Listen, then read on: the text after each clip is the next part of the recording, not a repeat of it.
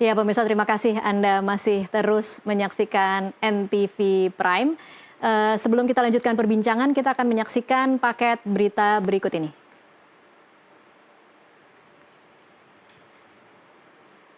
Indonesia meraih poin sempurna 6 usai menyapu bersih 2 laga dengan kemenangan.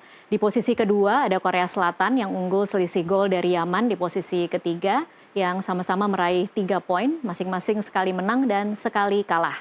Sementara Afghanistan dipastikan angkat koper dari Arab Saudi tersingkir dari Piala Asia 2025 karena selalu kalah di 2 laga mereka. Laga terakhir Garuda Muda akan digelar pada Jumat ini, 11 April 2025 dini hari, melawan Afghanistan. Laga itu berbarengan dengan Korea Selatan melawan Yaman yang menggelar partai hidup mati untuk lolos ke perempat final Piala Asia sekaligus meraih tiket Piala Dunia sepak bola kelompok umur 17 tahun. Kita lanjutkan perbincangan, saya kembali lagi ke Pak Zaki sekarang.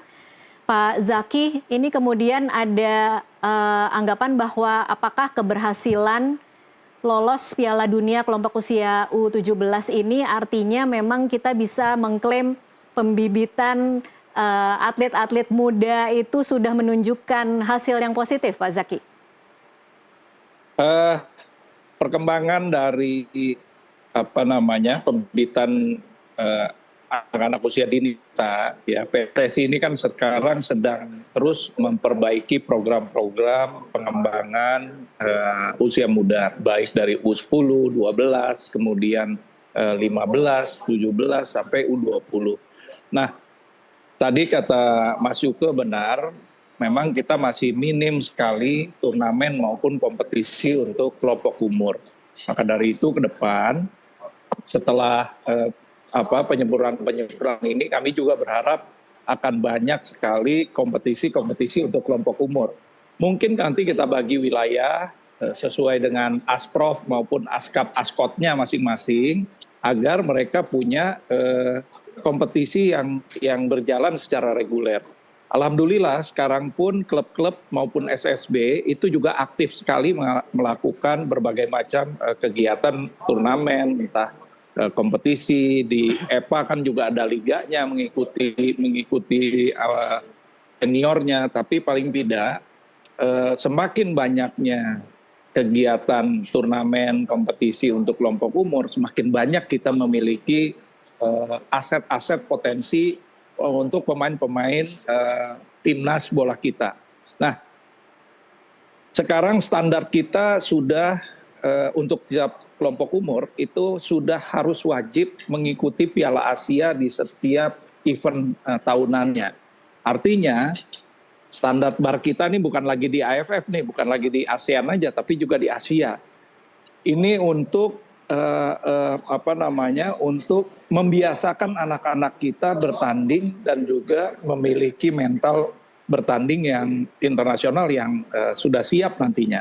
Akan lebih baik lagi kalau nanti juga ditambah, kalau untuk kelompok umur ini TC panjang kita memang ada satu kendala mengenai pendidikan mereka. Yeah. Ya. Tentunya dari segi pendidikan ini juga kita harus bicarakan dengan kementerian terkait, Kementerian Pendidikan, agar dalam rangka TC yang memakan waktu lebih dari 2 bulan, jadwal pendidikan mereka ini juga bisa disesuaikan. Kalau saat ini seperti apa, Pak Zaki? Ya.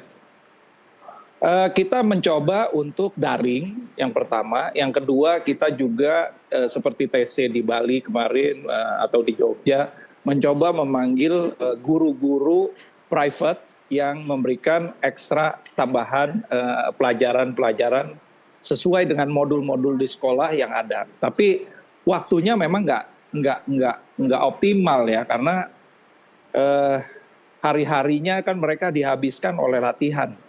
Hanya bisa di hari-hari jeda seperti Jumat, Sabtu, dan Minggu. Itu pun Minggu biasanya lebih banyak mereka kita kasih waktu free untuk relaksasi. Nah, ini yang menjadi tantangan kita ke depan. Selebihnya kita juga menyambut baik penyelenggaraan kelompok umur 17 untuk Piala Dunia yang setiap tahunnya. Karena kenapa? Di Piala Dunia itu akan banyak sekali talent-talent scouting internasional yang memantau tim-tim yang ikut di Piala Dunia. Nah, ini anak-anak kita punya kesempatan untuk juga ikut dipantau oleh talent-talent scouting dari internasional. Iya, exposure yang lebih luas ya berarti Pak Zaki. Iya, exposure-nya bisa lebih luas. Kemudian juga ya tentu saja tadi tantangan bagi mereka juga akan lebih tinggi ya. Maka dari itu kami dari federasi itu benar-benar bagaimana bisa menjaga kemudian mempersiapkan langkah-langkah selanjutnya bagi perkembangan karir mereka masing-masing. Karena ini yang sangat penting sekarang bagi kelompok umur. Kita banyak sekali mendengar atau melihat cerita layu sebelum berkembang. Nah, Mas Yuke nih banyak sekali nih. Ya, kalau kita lihat kelompok-kelompok umur yang sebelumnya itu kan, ya mohon maaf, pada akhirnya banyak yang kemudian tidak sesuai dengan yang kita harapkan dan berguguran. Karena ya berbagai macam faktor sih, ya. Tapi paling tidak belajar dari pengalaman-pengalaman sebelumnya, bagaimana kita mengelola mereka menjadi aset yang berharga, kemudian menjadi pemain profesional yang mudah-mudahan bisa bermain di luar negeri, kemudian bisa meningkatkan karir mereka. Nah itu sebetulnya. Baik, Pak Zaki, sebelum saya bergeser ke Bung Yuke, kemarin sempat ada beberapa pemain yang terkena cedera di bagian belakang kepala, bagaimana kondisinya? Oh, Fabio, alhamdulillah hanya sekedar benturan, memar, tapi tidak ada yang serius. Kemudian juga beberapa pemain kemarin seperti Fandi yang di pundaknya juga karena jatuh yang tidak tepat, ini juga sudah dalam perawatan, tapi semua siap tempur. Dan kemarin juga kan masih bermain luar biasa 2 pertandingan tersebut. Baik, saya ke Bung Yuke sekarang. Bung Yuke, mungkin ada 2 poin penting yang cukup menarik tadi yang dikatakan oleh Pak Zaki soal apa catatan Anda mengenai anggota Timnas U17 yang layu sebelum berkembang dan kemudian harus menjadi PR siapakah untuk mempersering pertandingan atau TC-TC di kelompok usia 17? Nah, ini menarik ya. Jadi betul dikatakan Pak Zaki, dan itu saya kira sudah menjadi rahasia umum di kita ya. Semua tahu bahwa U17 ini adalah timnas kelompok umur pertama ya. Ini masa ya transisi dari remaja ke dewasa kan ya. Iya. Ini banyak sekali memang tantangan dan godaannya. Apalagi anak muda ini kan terkadang pertama mereka bisa dibilang star syndrome gitu ya. Gampang mudah jumawa, terus pengawasan yang kurang dari orang tua, lingkungan yang juga nggak mendukung. Kemudian yang kedua juga ada sebagian orang tua yang menganggap bahwa sepak bola belum bisa menjadi tumpuan masa depan seorang anak gitu ya. Sehingga ketika anaknya nggak terlalu kompetitif, maka mereka sudah diarahkan ke akademik gitu ya. Hilang lagi itu kan ya potensinya gitu. Terus yang berikutnya juga kompetisinya. Karena setelah U17 itu kita nggak punya kompetisi domestik junior. Nggak ada, kita hilang. Jadi bagaimana mereka bisa kita pantau kalau kompetisi jenjangnya itu nggak ada. Setelah 17 itu mau kemana? Kan Elite Pro Academy adanya sekarang 16, 18, 20. Tapi Elite Pro Academy itu cuma untuk 18 klub Liga 1. Jadi terlalu sedikit untuk kita mendapatkan kolam scouting. Nah, kalau anak-anak kita ini mau terus bisa terpantau dan jenjang setelah 17 tetap bisa kita lihat perkembangan mereka, kompetisinya harus dibuat. Tanggung jawab siapa itu, Bung Yuke? Iya, ya pasti federasi lah. Iya. Kan federasi ini kan induk sepak bola, tapi federasi dalam konteks pusat itu nggak bisa sendiri. Bagaimanapun federasi pusat itu tugasnya di tim nasional. Iya. Nah, artinya federasi di lokal, di kabupaten, di kota gitu ya, di provinsi itu yang harus bekerja. Kan kebanyakan kan di sana itu boleh dibilang hanya menggelar kewajiban saja gitu ya. Bikinnya turnamen yang seminggu kelar gitu. Iya. Ya gimana gitu bisa dapat kualitas yang bagus. Pemain yang berkualitas, yang punya masa depan bagus adalah pemain dari hasil kompetisi, bukan dari turnamen. Gitu. Oke, baik. Bung Yuke, apa yang perlu diantisipasi setelah ini? Apakah kemudian melawan Afghanistan akan sangat mudah karena dikatakan sebagai tim terlemah di klasemen ini? Atau ada yang perlu diantisipasi setelah ini?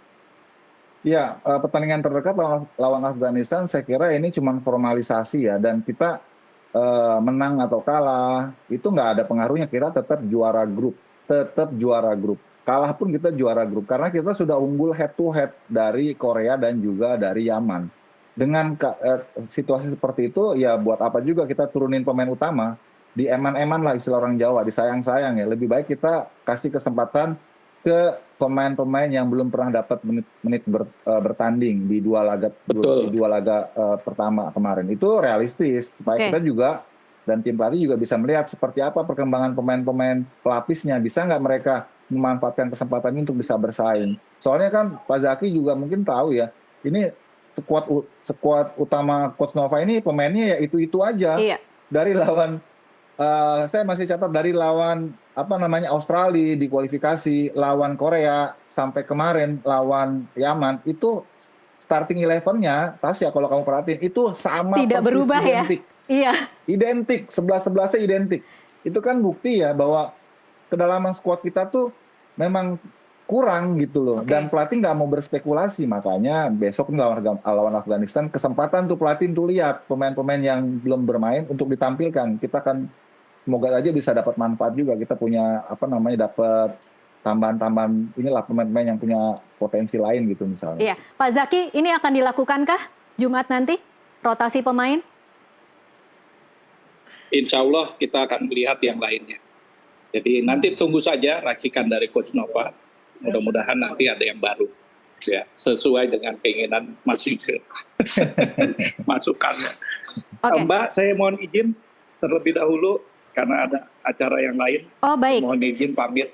Baik, terima kasih Pak Zaki untuk waktunya bersama kami. Terima kasih, doa dan dukungannya selalu untuk timnas U17 kita melangkah lebih lanjut di Piala Asia 2025 ini. Baik. Insya Allah kita akan bisa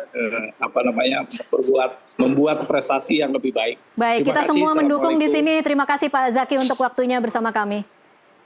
Iya, saya ke Pak Muhammad sekarang. Ini kan kalau saya boleh bicara, tim ini kan bukan tim yang mendapat exposure sebesar tim kakak-kakaknya ya. Jadi memang tidak ada terlalu banyak tekanan yang terasa dan mereka kemudian memang kita bisa saksikan bermain sangat lepas, bermain dengan sangat nyaman, sangat lepas dari tekanan begitu. Tapi kalau menurut Anda sebagai orang tua, kira-kira setelah ini ketika targetnya makin lama makin tinggi nih Pak Muhammad, apa yang kira-kira Anda katakan kepada anak Anda dan mungkin juga pesan untuk teman-teman di timnas serkan dengan Goli di U17 agar kemudian tetap solid, tetap tidak kemudian seperti kata Bung Yuke tadi jumawa karena memang masih sangat muda, kemudian mendapatkan prestasi yang begitu gemilang, tetapi tetap membumi dan tetap bisa memberikan performa terbaik.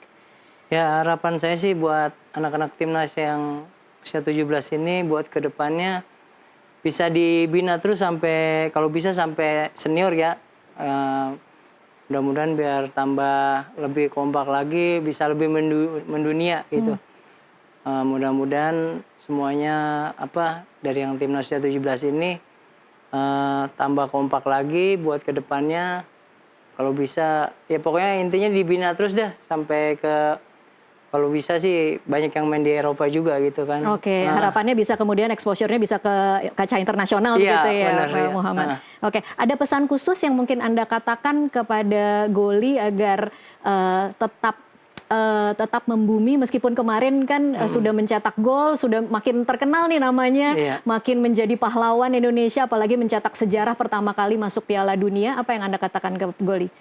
Buat Goli ya harapan saya sebagai orang tua tetap rendah hati dan tidak sombong, prestasinya ditingkatin terus sama semangat bertandingnya dan jangan pernah bosan untuk berlatih. Itu aja intinya. Oke, baik. Mudah-mudahan didengar. Kita sama-sama dukung di sini, Pak Muhammad. Mudah-mudahan pertandingan melawan Afghanistan, kalau Anda perkiraannya skornya akan berapa? Kalau ya antara 2 dah, 3 dah. 2-0, 3-0 lah. 2-0 atau 3-0? Iya. Oke, nanti kita